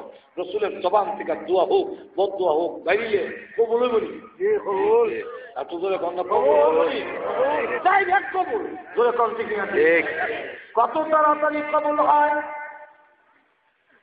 বুখারী শরীফে উল্লেখ করেছে আল্লাহ নবীর সাহাবী আবু হুরায়রা রাদিয়াল্লাহু আনহু রাসূলের দরবারে বসে কাঁদলেন।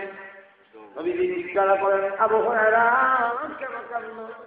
আবু আল্লাহর নবী, কান্দি আমার মা প্রতিদিন আমাকে বাড়িতে মারে আর বলে মুহাম্মদের দরবার ছাড়বে কিনা, না হয় বাড়িতে স্থান দিব না। আমি আমার মাকে জ্বালাইয়া দিয়েছি, ও মা তামাম পৃথিবী ছেড়ে দিতে পারি, কিন্তু বিশ্ব নবীর দরবার একটি মুহূর্তের জন্য থাকতে পারবো না।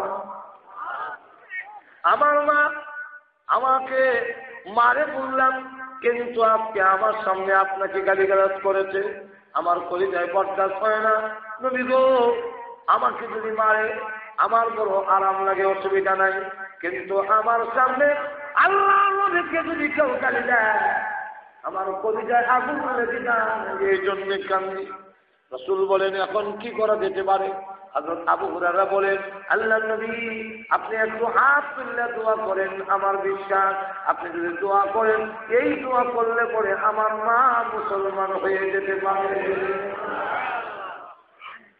আল্লাহ রাসূল দোয়া আরম্ভ করলেন। বুখারী শরীফে হাদিস উল্লেখ করেছে, আল্লাহুম্মা হাদি উম্মা আবি হুরায়রা, আল্লাহুম্মা হাদি উম্মা আবি হুরায়রা। আয় আল্লাহ, আবু হুরায়রার মাকে তুমি হেদায়েত করো।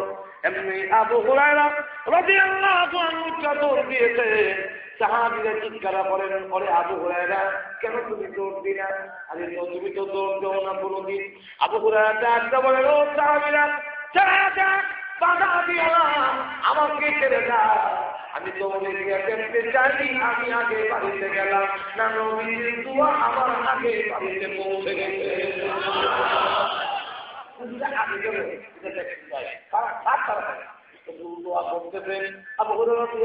দৌড়ে গেলেন ওনার মার বলেন, বলেন মা গো, বলেন গিরে আবু হুরায়রা লক্ষ্মীমণি জাদুমণি কলিজার টুকরা আমার আদরের সন্তান আবু হুরায়রা এইসব। আবু হুরায়রা সুবহানাল্লাহ, আজকে কলিজার টুকরা লক্ষ্মীমণি জাদুমণি আমার আদরের দুলাল এতগুলো বিশেষণ লাগাইয়া ঢুকেছে, তাহলে বোঝা যায় আমি আমার মার গেইটে পৌঁছার আগে আগে রসুলের দোয়া আমার মার চিকি দেখে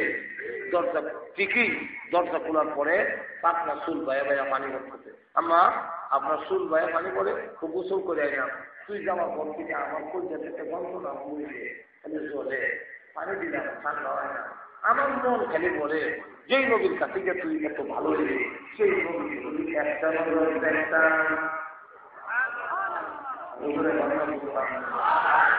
আবুরের মুখে আজ আর বায়ান না, তো আপন হয়ে গেছে। আবু হুরায়রা রাদিয়াল্লাহু আনহু ওনার মাকে ধরে রাসূলের দরবারে নিয়ে বলেন, এই যে হুজুর আপনার দোয়ার ফসল আমি বাড়িতে দিয়েছি, আমার দোয়া কবুল হয়েছে। কাফেররাও জানে, অসুবিধা হইতেছে বলবো আজকে ঘটনা। কাফেররাও জানে মুহাম্মদের জবান থেকে কোন শব্দ বের হয়ে গেলে এটা কবুল না হইয়া ফিরত আসে না। এটার ঘটনাটা হইল কিরে, হ্যাঁ যেদিন এসবের ধরনের বেমার আছে মাঝখানে বহন নাই, মাদুরের ক্ষতি হয়।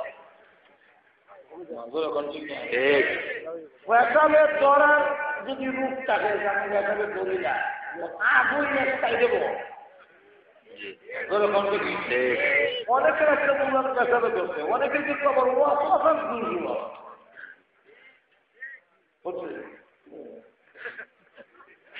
একজন উঠলে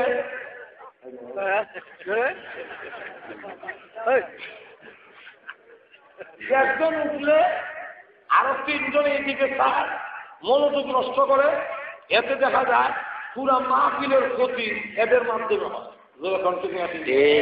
পেশারের করতে কথা মনেই করেন না, পেশারের অনেক জিনিস এটা যদি মনে না করেন দিকের দিকে টাকা পয়সা তুলে দেবেন, আর মনে হইলে এখনই যাওয়া লাগবে। এই জন্য সিবাদ বইছেন, সিবাদা বইয়ে থাকে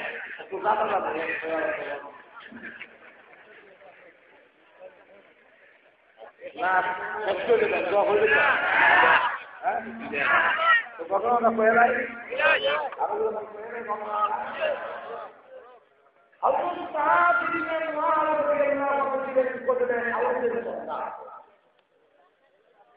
ওনার সাথে মক্কারে কাপড়ের বন্ধুত্ব ছিল, তার নাম হলো উমাইয়া। কি নাম? উমাইয়া।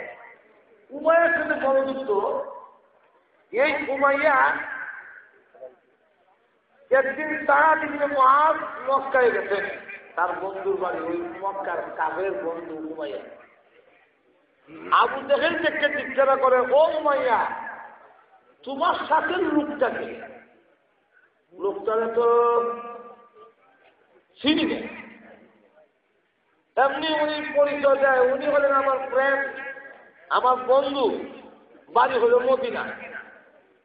মদিনা শুনতেই আবু জাহেলের চেহারার রং পরিবর্তন হয়ে গেছি।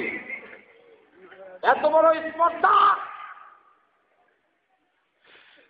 আমরা যাকে দেশ থেকে তাড়া দিয়েছি তাকে তোমাদের দেশে স্থান দিয়েছ। অপরদিকে আমি যখন হুমকি দিলাম, হে মদিনাওয়ালারা, মুহাম্মদকে বিরুদ্ধে আল্লাহ তোমাদের দেশে হামলা করা হবে, মুরব্বী যারা ছিলেরা বলো, আচ্ছা কোথায় ইমন বিপদটা কেন লেগে আইলো, মুহাম্মদ আমরা দেশ আয় অনেকটা একটা বিপদ আমরা লেগে ঠাঙ্গাইছে। কিছু মুরব্বীরা আরম্ভ করছে। সেই সময় যুবকরা যারা বললো, ও মুরব্বীরা, আপনারা ভয় পাবেন না, মুহাম্মদ সাল্লাল্লাহু আলাইহি ওয়াসাল্লাম আসে নাই, আমরা দাওয়াত দিয়ে আনছি। সুতরাং আপনারা ভয় পাবেন না, আমরা বুঝে শুনে এনেছি। আর আবু জাহেলের দিকে লক্ষ্য করে বলল, হে আবু জাহেল, হুমকি দিও না, যেই সময় ঈমান ছিল না ওই সময় তোমাদেরকে ত্যাগ দেয়নি, এখন ঈমান এসেছে, আল্লাহ ছাড়া কাউকে ভয় করি না। আমাদের দেখে বিন্দু পরিমাণ রক্ত থাকা অবস্থায় মুহাম্মদকে আর কোনদিন মক্কায় ফিরত দেওয়া হবে না।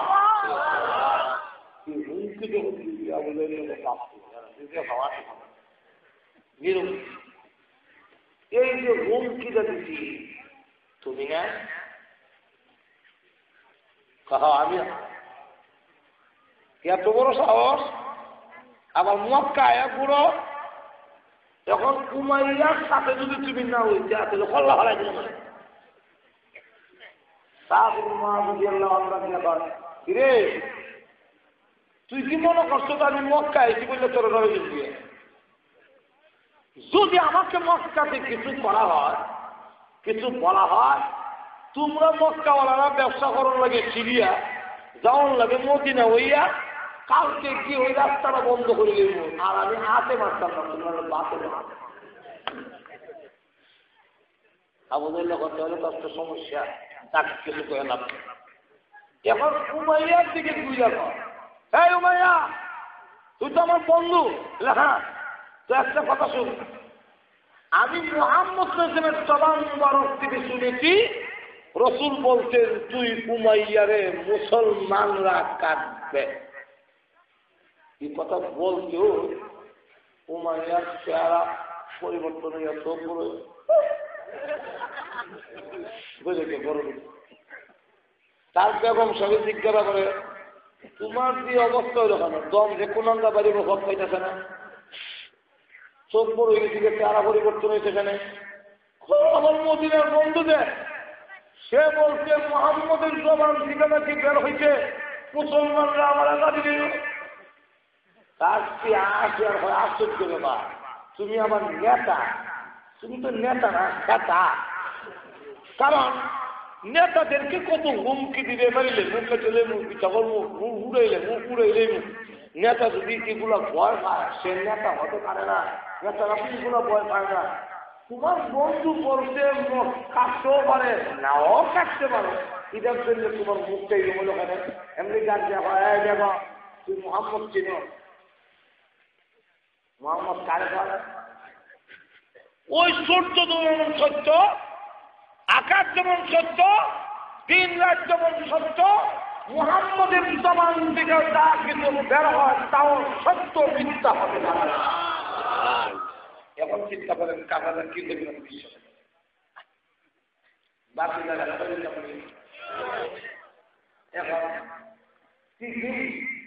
ওই সাহায্যে বলতে বদলের বুদ্ধে যখন সংগঠিত হলো বিশেষ গেল না এমনি মায়া তোমার লোক লস্কর শহরে দিও উমায়া পায় আমার শরীর যাবে না, আসলে শরীর ভালো হলে কিন্তু ওই কথা মনে দেখো তুমি যদি না যাও একজন যাবে না, তোমার লস্কর যারা তারা যাবে না, অতএব তুমি বেশি হবে আর না হয় তোমার বিরুদ্ধে একশো নেওয়া।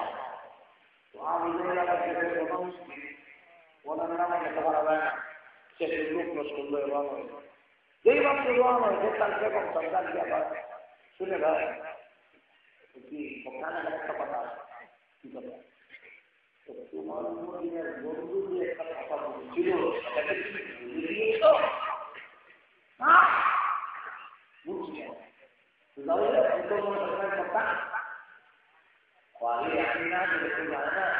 তো আমি রাস্তার মধ্যে যে কোনো একটা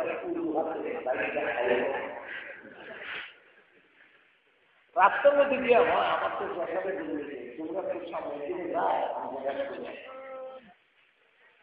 তার লস্কররা হয় আপনি আমাদের লিডার, আপনি পেশাব করবেন আর অরক্ষিত অবস্থায় আপনাকে ফেলে চলে যাবো তা হতে পারে না। আমরা এগুলো উবাইলাম, আমি পেশাব করে থাকলে আপনি ওই ওই অর্থাৎ বাস বাড়ার বদরের জমিনে যখন কেউ ক্ষতি হইবে আর বুড়াল চল হইয়া হয়তো বিলাল নদী আল্লাহ চিৎকার দিয়ে ওই যে উমাইয়া এসেছে, যেই উমাইয়া আমাকে মারতে মারতে আমার এমন কোন জায়গা নাই যেই জায়গা আঘাত করা হয় নাই, আজও আমি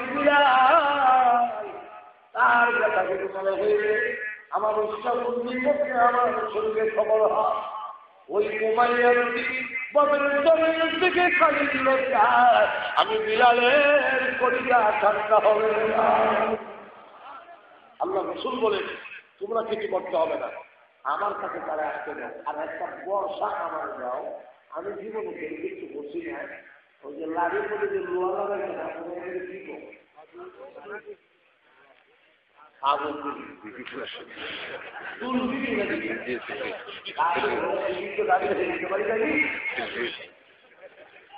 বর্ষার বুঝাবো কেমনি সেই কই চুলবি চুলবি এমনি চুলবি রসুল আমার মায়ের আমার কাছে আসতে দাও তো এই পুরোটা বাচ্চা ঠিক আছে কারো আমি কি বলে কেউ কিছু লাগাইছি না আজকে একটু লাগাবো উমাইয়া পুরা রসুলের কাছে গেছে রসুল চুল দিকে দিয়া গাছটা পোকা দিয়ে কিছু করে সামলা রাখছি পুরার থেকে দিতে হবে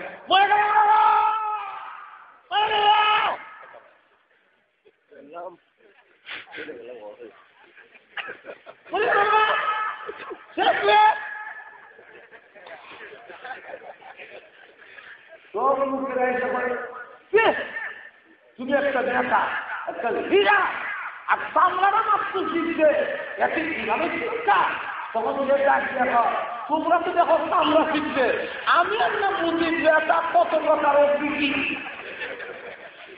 আর তোমরা জানো এই যে সামলাটা কে শিখছে এটা আমি নাম জানো আলী নয় আবু বকর ওমর উসমান নয় আমার এই জায়গায় ওই ব্যক্তি আঘাত করেছে, যে একটু আঘাত না করে আমার গায়ে যদি চোখ দেয়, আমি মুহাম্মদের কোনো হত্যা করেন।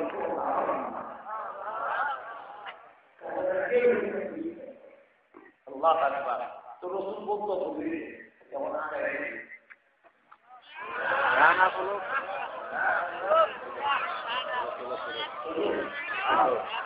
আমার এর মধ্যে মাইকেও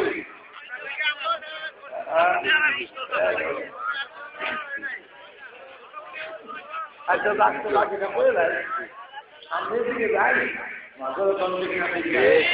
রসুলের দোয়া বদদোয়া খুব তাড়াতাড়ি খবর হয়।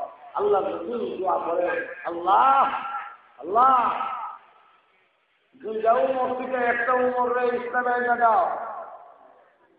আল্লাহুম্মা আইযিল ইসলামা বিআহাদিল উমরাইন।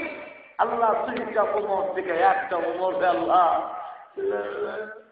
রসুল দোয়া করতেন আগের দিন রাত, আর সকালে দেখা যায় দোয়ার 100 উমর হাতের তরবারি রবি দিয়া রসুলের কাটিয়েছে।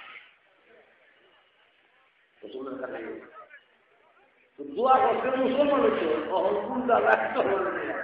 এখন কি এক সময় দেখেন আল্লাহ আকবার, যেহেতু আগুন জিজ্ঞাসা করে কই যাও মোহাম্মদের মাথা নিলাম, মোহাম্মদের মাথা নিলাম, মোহাম্মদের গোষ্ঠীর লোকেরা কিনা হাতে করে চুরি হিসা রাখবো তোমার দিলে সত্য কথায় বোঝা যায় নমুনা বেশি ভালো না, তুই ধরে রই কিন্তু তোমার বললা হলাই আগে ওনার থেকে যখন কর্মচারী করছে উনি দিকে তো কিন্তু তৈরা উমর ওটা থাকার কথা না, উমর লম্বা এখন দুই তো আমার ভাই হতো আমার খালি দেখবো সেটা কয় যেটা পরের কথা না, এটা বই লেগে আমাদের তো এলাম না তোমার বই মাকে না তোমার বোনের নামার জন্য তোমার মুসলমান হয়ে গেছি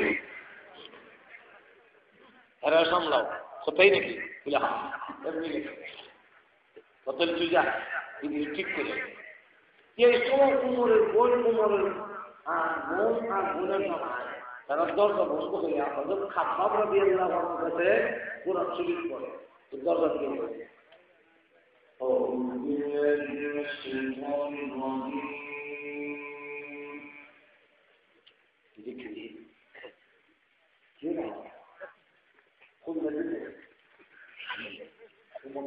খারাপ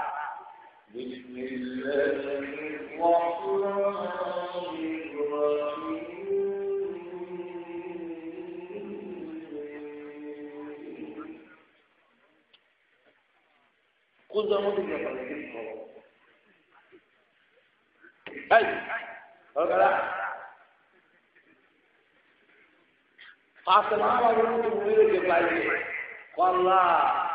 আমার বাইক আইছে না যখন দরজা না খুলো তো ভাঙিলি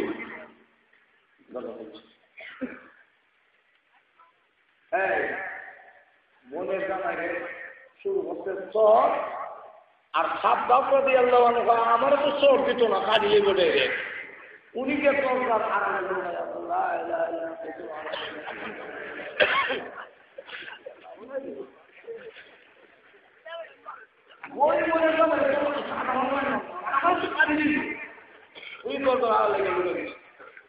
আর দিদিকে বোনের জামানে যখন মারে বোনকে দিতে বাধা আমার সঙ্গে মারো কেন মারি কেন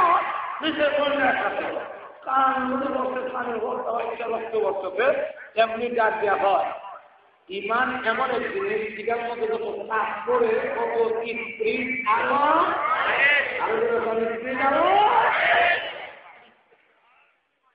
এমনি ডাক দেওয়া হয়। দেখেন না যুগে যুগে যে সময় খালি একটু গুতারে মুসলমান বই নেয় মাত্র বোঝা যায় মরা চিড়িয়াখানা বাগান লাগে চিড়িয়াখানা দেখা বাঘ যাচ্ছি সিঞ্জিরের পিঠে আর এটা বাঘ নাই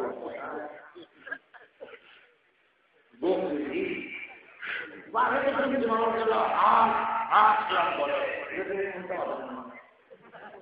আসো আসুন সাথী যেই মাত্র গুতা দিচ্ছে বাঘে বা ইঞ্জিনিয়ারিং বয়ে থাকি কাউন্সিল করে ভাই আবার গুতা যেই মাত্র খালি গুতারা দিচ্ছে আরে আমি জুতা সাথী ভাড়া দিল যখন তুমি তো মুসলিম ওই জাতি কেউ জ্বালায় না, কেউ আঘাত করে না, কেউকে কষ্ট দিতে পারি না, কিন্তু এর পরেও যদি তার ইমান আমলের উপরে জুতা দেওয়া হয় তখন মুসলমান অহংকার দিয়ে উঠলে ইবলিসের তারা তখন আর জমিনে টিকে থাকতে পারে না। আরো করে এখন ঠিক না ঠিক না ডাক দেখা হলো তুমি তোমার খাত্তাবের হুয়া, আমি খাত্তাবের মেয়ে। এখন শোনো সুস্পষ্ট করে কই নাই সত্য ধর্ম গ্রহণ করছি মানলে কি হইব? জীবন দিতে পারে আর জিন্দিগিতে কোনোদিন ইসলাম হারতাম না। মায়ের দিলাম বলে থাকতো না। আচ্ছা দরকার তারাইয়া শুনলাম দেখলাম আমার কাছে তুমি অপবিত্র, তোমার হাতে দেওয়া যাবে না। বলে কেন? পবিত্র জিনিস আল্লাহ কুরআনে বলছেন ইন্নাহু লাকুরআনুন কারীম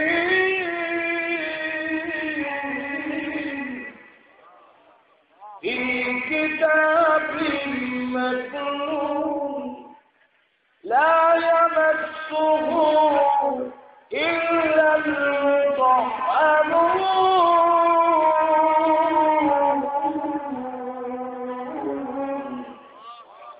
অপবিত্র অবস্থায় এই কোরআন শরীফ ছোঁয়া যায় না। কোথায় নাকি কিতাব লাগবো ও গোসল করে, গোসল করে নরম হইলে আবার বেশি নরম হয়, শক্ত নরম গোসল করে দ্বিতীয় চূড়া চহা পড়তে তুলে পড়তে চূড়া চূড়া না বুঝলো চূড়া বুঝে তো আবার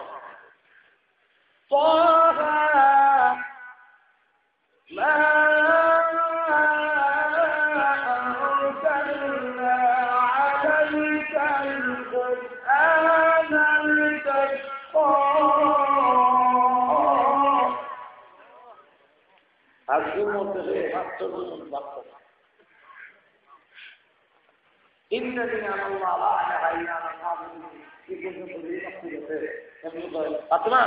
আমার মোহাম্মদের দরবারে চলো যাই মোহাম্মদের দরবার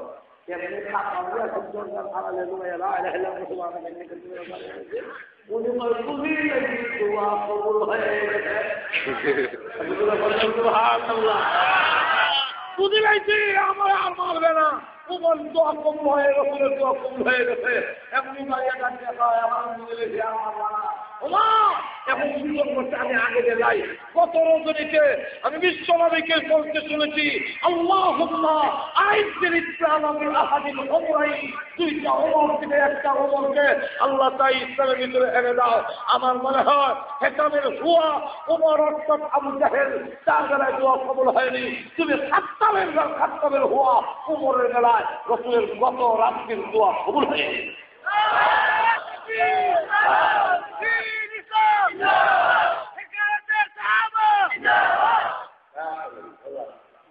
এখন দেখা গেল যে এইভাবে রসুলের দোয়া কবুল হয়ে যায়। তো আল্লাহ এখন নয় সিরিয়ার দিকে যাই আবুল দোয়া সিরিয়ার দিকে রসুল সিরিয়ার দিকে কাগজ লইয়া বাড়ির দিকে আসতেছে। আর আসবার সময় রাস্তায়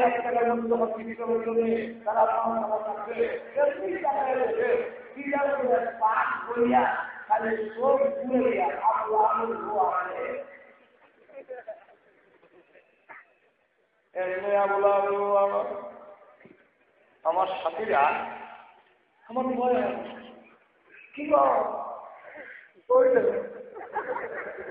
মোহাম্মদের বন্ধু আমার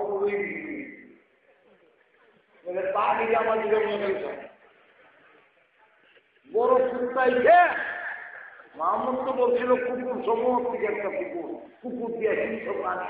এখন এই যে বড় কুকুর চাইছে এমনি তারা ডাক দেওয়া হয়, আপনার চিন্তার কোনো কারণ নাই, আপনি আমাদের লিডারের ছেলে, নিরাপত্তার ব্যবস্থা, সিকিউরিটি গার্ড আমরা দেবো, আপনি এখানে ঘুমানোর অসুবিধা নাই। কেমনি ঘুমাবো? আমরা খেজুরের বস্তা, গমের বস্তা যা আছে সব এখানে চাল দেবো, দিলে একটা টিলার মতো হবে, কি কেন আমরা বিছনা করে দেবো, আমরা এখানে ঘুমাইবা, আর নিচে আমরা ঘুমাবো। বাঘের নিয়ম হলো আগে যারে ভাত তারে খায়, এই কারণে শুরু সময় বলতাম আগে থাকলে বাঘে খায়, নিচে থাকলে। এখন অবশ্যই ঠিকই, হ্যাঁ মনে করলো সিকিউরিটি যখন কেউ হচ্ছে, ঠিক আছে আমি ঘুমাই, ঘুমাইছি বস্তার উপর, আর সাক্ষী দেখা যখন না একটা ঘাটন রয়েছে বাদ করে হচ্ছে। এখন বাঘে কেমনে বুঝতো আবুল আহাবের ভুয়া পুত্রা? আল্লাহ আবুল আহাবের ভুয়া শরীরে যে একটা গন্ধ আছে, এই গন্ধটা বাঘের নাকের মধ্যে ঢুকছে। এখন বাঘ গিয়ে সব কিছু চেক করে গন্ধ বাঘের তার হয়ে যায়। সুবহানাল্লাহ। একটা আমি উনার নাম পাওয়াই যায়, কিন্তু ওনার নকল চাইলে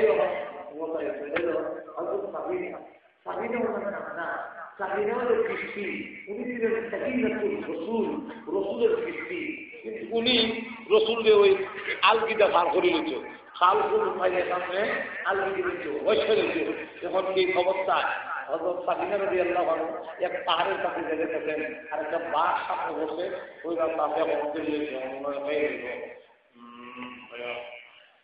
তারপরে